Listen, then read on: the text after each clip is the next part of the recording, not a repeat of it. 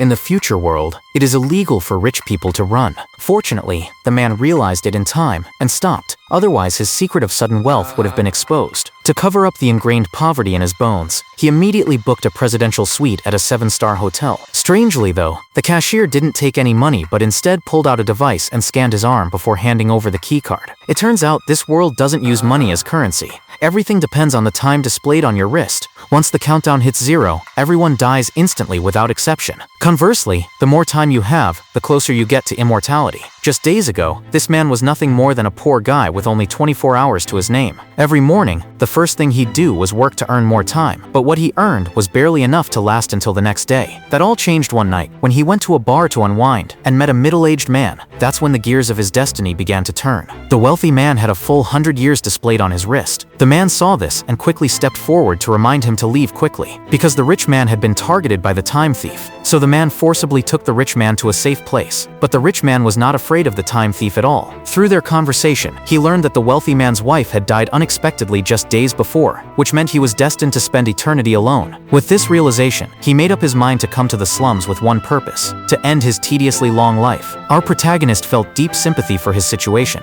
and also learned a brutal truth from him. It turned out that the rich controlled 90% of all time. They could only maintain their immortality and high quality of life by constantly squeezing the wages of the working class. Then the wealthy man turned the question back on him. If you had the same amount of time as me, what would you do? The protagonist didn't answer. He just stared silently at the time on his wrist. At that moment, seeing this, the wealthy man didn't press further. Before he knew it, morning had arrived. The first thing the protagonist did when he woke up was check the time on his wrist, only to be shocked to discover he now had over 100 years. The wealthy man from yesterday was nowhere to be found. He looked out the window searching everywhere, only to spot him sitting on a bridge thousands of feet high. It turned out that the night before, he had transferred his time to our protagonist and was now quietly waiting for his countdown to end. Suddenly his heart stopped beating and he fell into the rushing river below. By the time our protagonist got there, all he found was a cold corpse. What he never could have imagined was that the surveillance camera mounted on the bridge would bring him endless trouble. This movie is called In Time.